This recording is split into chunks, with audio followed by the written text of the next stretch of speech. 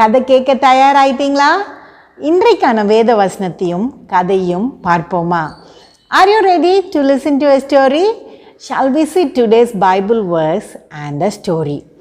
Sometimes we do not know how to talk and we get into trouble. We have to be very careful while speaking. சில வேளைகளில் நாம் எப்படி பேசுவது என்று தெரியாமல் நாம் பிரச்சனைகளுக்குள் மாட்டிக்கொள்கிறோம். நாம் பேசும் பொழுது மிக ஜாக்கிரதையாக இருக்க வேண்டும். ஜாக்கிரதையாக நாம் பேசும் பொழுது அதன் பலன் நன்மையாய் இருக்கும்.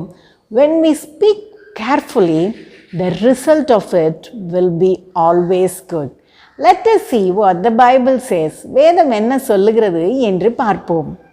Proverbs 14:3 says, "In the mouth of a fool is a rod of pride, but the lips of the wise will preserve them." நீதிமொழிகள் 14:3 சொல்கிறது, மூடன் வாயிலே அவன் அகந்தைக்கேற்ற மிலாறு உண்டு, ஞானவான்களின் உதடுகளோ அவர்களை காப்பாற்றும். The lips of the wise will save them. ஞானவான்களின் உதடு அவர்களை காப்பாற்றும். நம் பேச்சில் ஞானம் விளங்க வேண்டும். நம் வார்த்தைகள் தெளிவாக இருக்க வேண்டும். There should be wisdom in our speech and our words must be clear.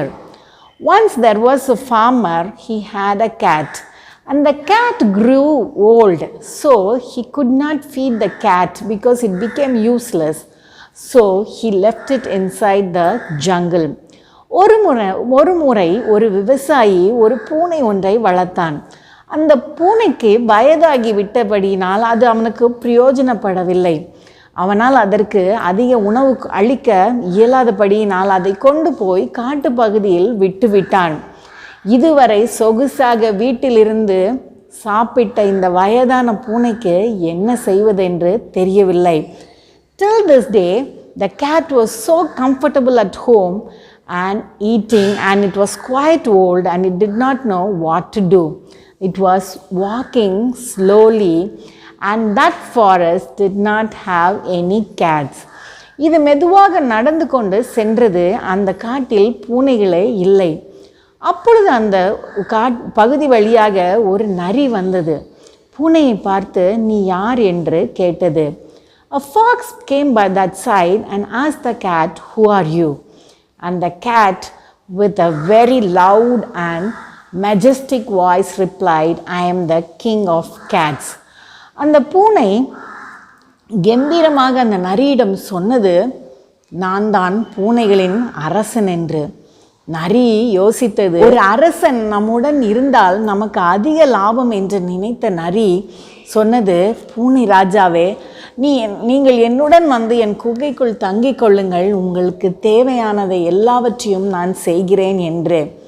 The fox thought, if the cat which said that it was the king of cats is with us, it will be a great support, and it invited the cat saying, "Dear king of cats, why don't you come to my cave and I will do everything you need for you." அந்த பூனைக்கு மிகுந்த சந்தோஷம். உடனடியாக ஒப்புக்கொண்டு நரியின் குகைக்கு சென்றது. நரி அதற்கு தேவையான அனைத்து உணவையும் கொடுத்தது. அந்த பூனையும் தன் கம்பீரத்தை காத்து கொண்டது. அதிகம் பேசவும் இல்லை. The cat immediately accepted and went to the cave of the fox. The fox gave everything the cat needed, and the cat did not speak much, and it was maintaining its majesty as it was a king. And one day the fox went out for hunting and it saw a rabbit. The rabbit said, "Let me come to your cave to play." And the fox said, "The king of cats is in my cave and you should not come there. He is a very angry person. He may kill you." ஒரு நாள் உணவு தேடுவதற்காக இந்த நரி வெளியே சென்ற பொழுது அங்கு ஒரு முயல் வந்து அந்த நரியிடம் கேட்டது, "உன் குகைக்கு நான் வரட்டுமா விளையாட?" என்று. அதற்கு நரி சொன்னது, "என் குகையில் பூனைகளின் அரசர் இருக்கிறார், மிகவும் கோபக்காரர், நீ வந்தால் கொன்று விடுவார்" என்று. இதை கேட்ட அந்த முயல் இதை ஓநாயிடம் சொன்னது. ஓநாய் அதை காட்டு பன்றியிடம் சொன்னது. காட்டுப்பன்றி அதை கரடியிடம் சொன்னது. நால்வரும் கூடி பேசிக்கொண்டார்கள் பூனை ராஜாவை பற்றி. The rabbit went and said this to a jackal, and the jackal said it to a wild boar, and the boar said it to a bear, and they all discussed about the king of cats, and they were all so eager to see the king. அவர்களுக்கு எல்லாம் ஒரே ஆர்வம் அந்த ராஜாவை பார்ப்பதற்கு.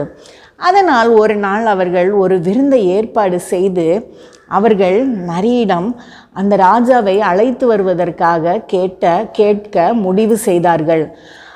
முடிவு செய்த பின்பு யார் அந்த குகைக்கு சென்று ராஜாவை அழைப்பது என்பது அடுத்த கேள்வி ஆயிற்று.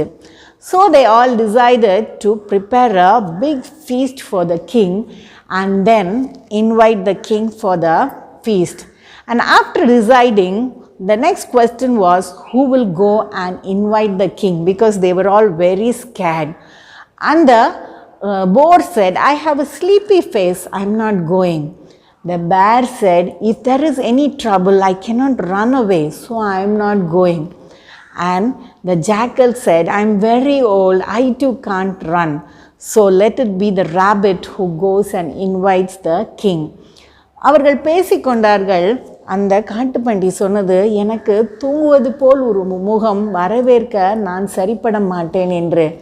கரடி சொன்னது, என்னால் ஏதோ ஒரு ஆபத்து என்றால் ஓடி வர இயலாது என்று. அந்த ஓநாயும் சொன்னது, நான் வயதாகிவிட்டது, என்னாலும் ஓட முடியாது என்று. அதனால் முடிவு செய்தார்கள், அந்த முயல்தான் போய் ராஜாவை வரவேற்க வேண்டும் என்று. And so the rabbit went to the cave and said everything to the fox. And from inside the cat asked in a loud voice, who is that? Hearing this voice, the rabbit ran away. இந்த முயல் சென்று நரியிடம் நடந்தவற்றை வரவேற்பை பற்றி கூறிக்கொண்டிருந்தது. உள்ளே பூனை கர்ஜித்தது யார் என்று. உடனே முயல் ஓடிவிட்டது. பேசியபடி நரி பூனை ராஜாவை அழைத்து கொண்டு விருந்துக்கு சென்றது. As invited, the fox called the cat and they went for the feast. And the animals, the 4 animals who invited were so scared, they hid in different places. The bear hid on a treetop. The jackal and the rabbit hid behind a bush. And the wild boar was behind another bush.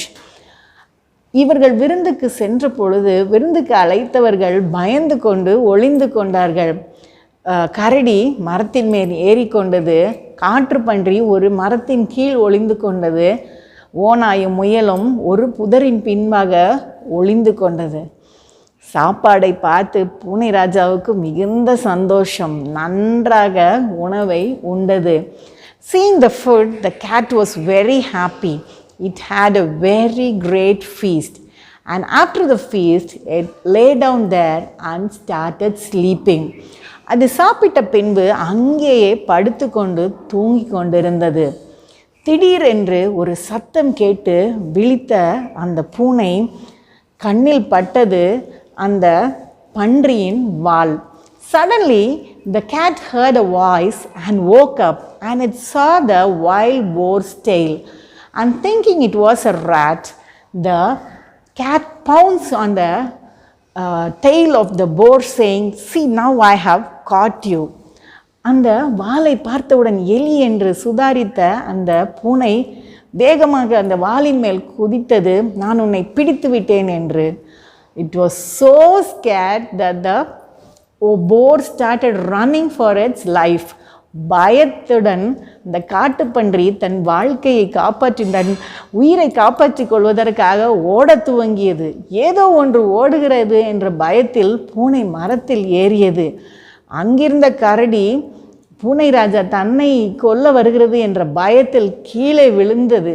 கீழே கரடி விழுந்தவுடன் அதை பார்த்து ஓநாயும் முயலும் ஓட்டம் பிடித்தது.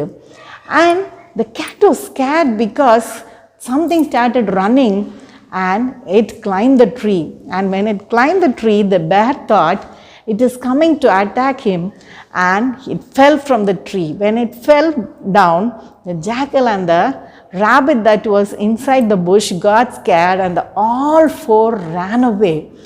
And the cat was relieved because it was safe, and it went back to the cave. பூனைக்கு நிம்மதியாக இருந்தது, தான் பிழைத்தோம் என்று மறுபடியும் குகைக்கு சென்றது. மீண்டும் 4 மிருகங்களும் சந்தித்து கொண்டு பேசின. அந்த பூனை ராஜா உருவத்தில் மிகவும் சிறிதாக இருந்தாலும் மிகவும் கோபமும் வேகமும் கொண்டவராய் இருக்கிறார் என்று. Again the 4 animals met and they said, the king of cats is a very small person, but it is very angry and it is also very courageous. So let us keep away from the king of cats. அதனால் நாம் பூனை ராஜாவிடம் இருந்து சற்று தள்ளியே இருப்போம் என்று. அன்று முதல் அவைகளுக்கு கிடைத்த தின்பண்டங்களையும் கொண்டு போய் இந்த நரியிடம் கொடுத்து பூனை ராஜாவிற்கு கொடுக்க சொன்னார்கள் அந்த 4 மிருகங்களும். From that day, whenever they got something to eat, they gave it to the fox and gave it for the king of cats. See, the cat spoke clearly, wisely, and saved itself. Even though it was not fit, it survived. Maybe this is not the right way to survive, but we have to be careful in our words, that it will save us from all trouble. பார்த்தீர்களா, இந்த பூனை தன் தெளிவான பேச்சினாலும் அறிவு நிறைந்த பேச்சினாலும் தன்னை காப்பாற்றி கொண்டது. நாமும் இப்படிதான் தெளிவாகவும் அறிவாகவும் பேச வேண்டும். இது சரியான ஒரு போக்காய் இல்லாமல் இருக்கலாம். வாழ்வாதாரத்திற்காக பிறரை ஏமாற்றும் செயலாக இருக்கலாம். ஆனால் நம் பேச்சில் தெளிவு எப்பொழுதும் இருக்க வேண்டும். மற்றவர்களை ஏமாற்றக்கூடாது, ஆனால் நாம் பேசுவதில் தெளிவு இருக்க வேண்டும். We should not cheat others, but we have to speak clearly and wisely. Let us meet in the next story. அடுத்த கதையில் சந்திப்போம்.